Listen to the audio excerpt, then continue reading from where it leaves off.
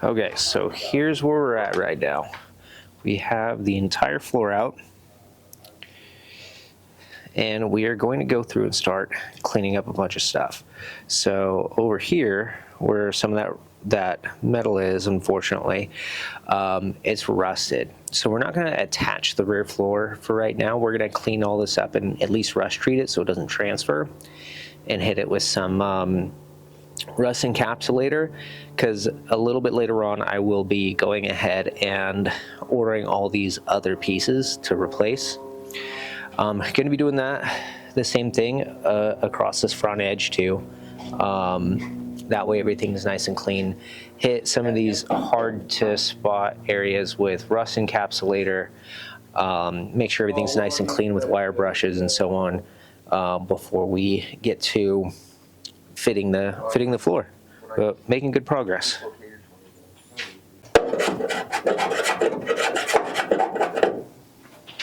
My goal with this car is to make this your favorite car you've ever had. Okay.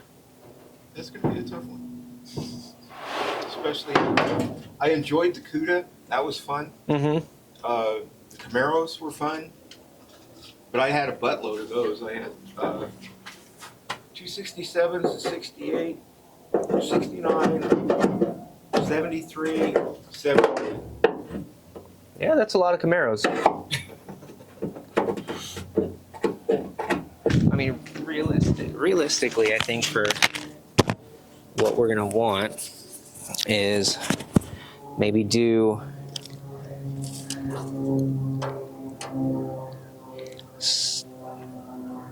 every 6 inches on the big panel, so about ½ inch there.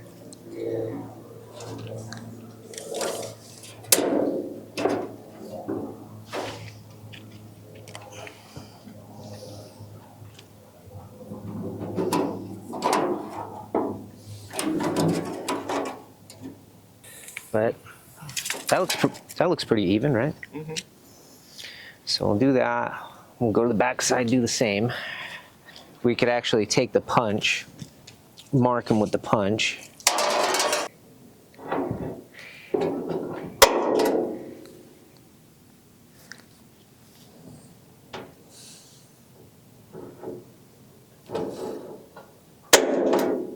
That's pretty solid. Figuring it out a step at a time, right? Yeah. That's what you gotta do with a lot of things. So when you were young and you were into cars, or you still are, but when you first started, right? Mm-hmm. What's probably a car you miss from like your teens and your 20s the most? Probably my 68. Yeah. That thing hauled ass. Weird thing about it was I had 273 gears in the son of a bitch, so I mean I could leave everybody behind because everybody was going with 411s, 455 or 488s, 56, you know, that kind of thing. I had 273s, and after I hit second gear, I was gone. Yeah. So nobody could catch me. I mean, I had a lot of fun in that car.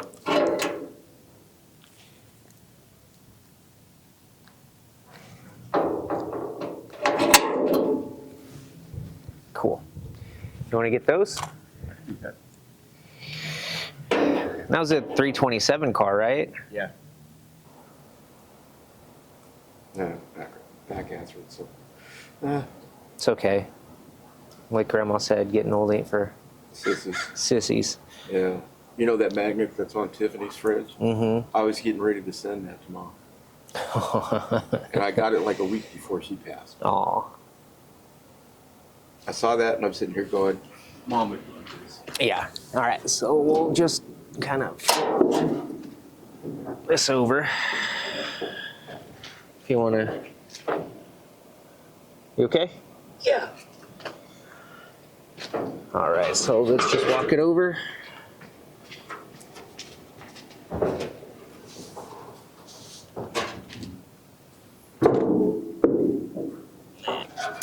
It's important to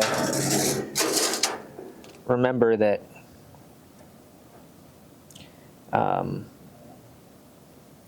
the longer you put it off, the worse it's going to get. So the more work you're going to have to do to normalize things again. And every decision to do something or not to do something is just determining where you're going to end up having to suffer. You can either suffer in the work now or suffer in the discomfort later. Either way, you're choosing a discomfort, and usually one associates more to dysfunction in comparison to one just being associated with having to do some work, you know? So there's my philosophy lesson today.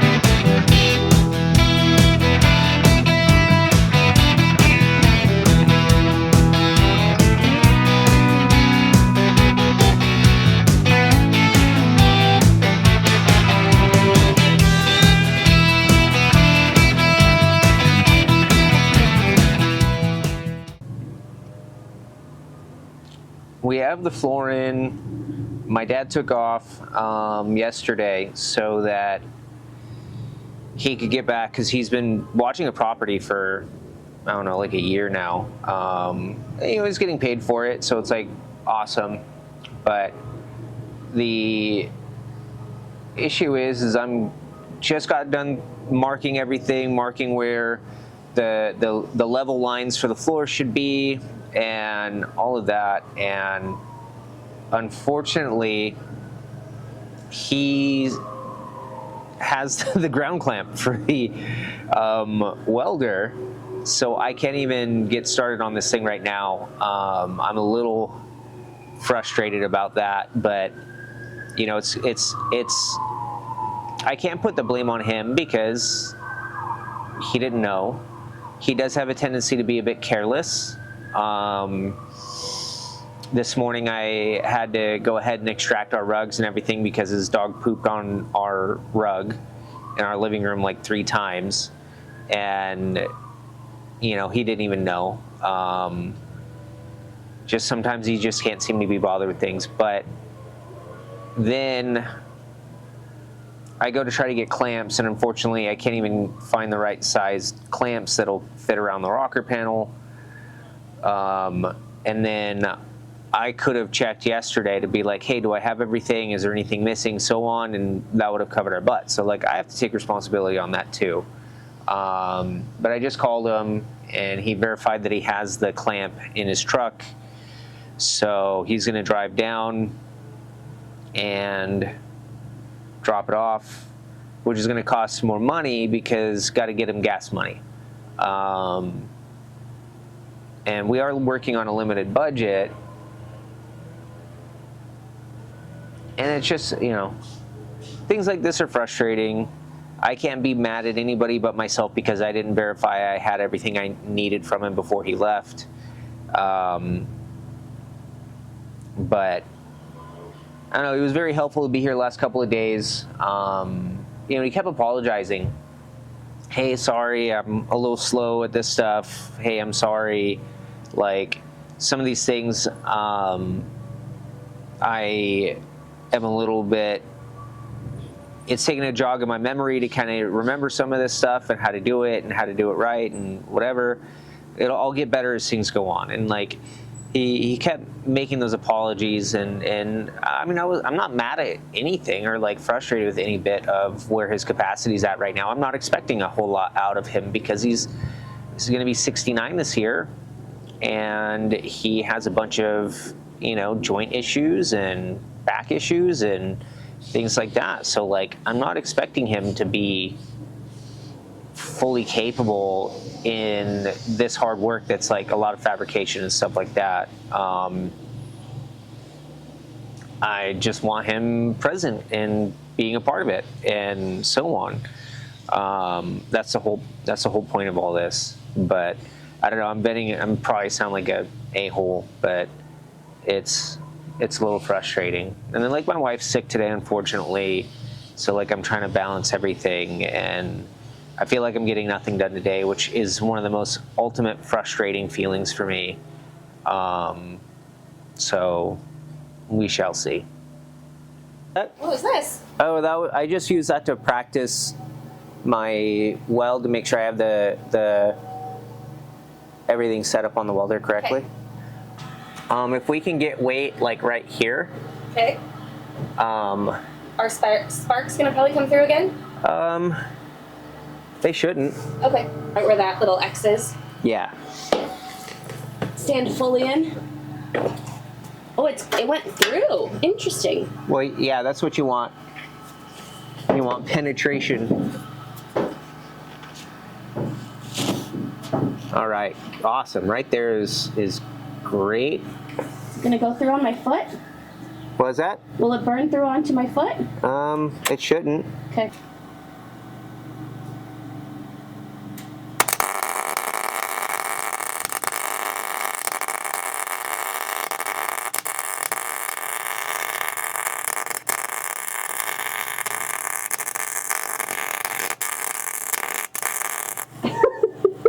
You okay? Yeah, it definitely comes straight through right where my shoe was. Yeah, it's liquid hot magma, my love. Sorry. It's all right.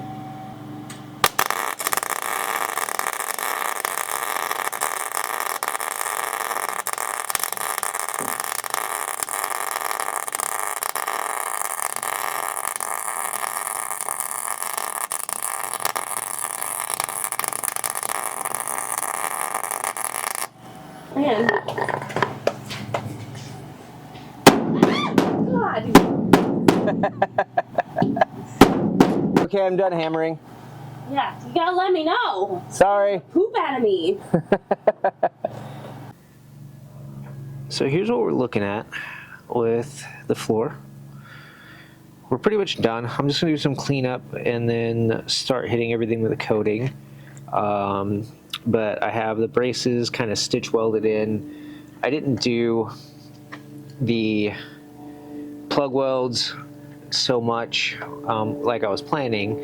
And then the rear, we didn't do any of the supports on the rear because we may have to, at some point in time, redo this tray that goes behind the rear seats. And so I didn't want to lock all that in and then have to cut it out later. So we're still planning on some of that, but I'm gonna get to coating this thing and make it look, or no, not worry about making it look pretty, but really worry about protecting it right now. That's the big goal. So, but we're getting there.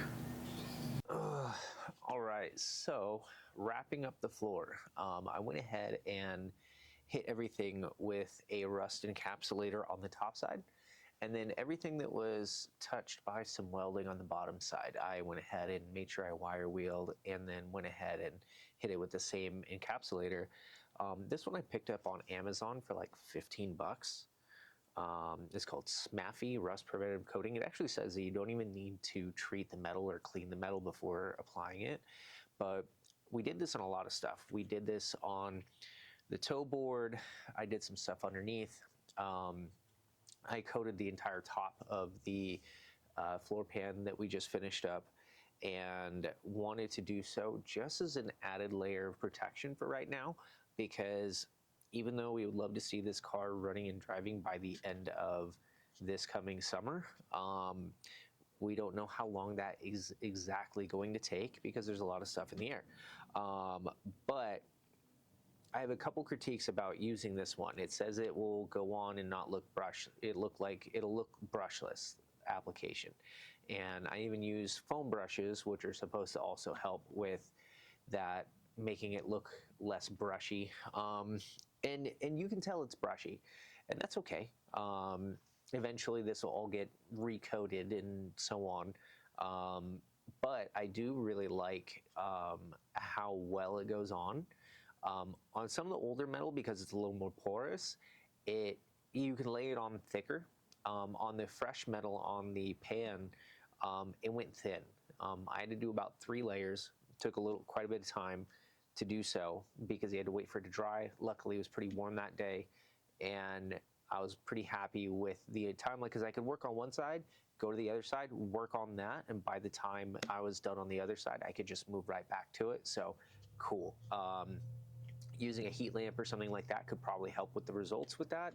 But all in all, I can't be mad for something that was 15 bucks and found on Amazon. So if you're looking for something that could potentially do the job for you, I'd say give it a shot. I'm super happy with how it came out.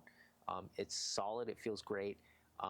Like I said before, there's some areas that are not quite done yet because we didn't want to weld in the back portion until we decide how we're going to do the rear treatment of the sheet metal, whether we're just going to do replacement panels for the rest of it, because all that stuff's going to need to be redone at some point in time anyway, or we're going to wait until we do the rear suspension and things like that, because that might require some custom stuff.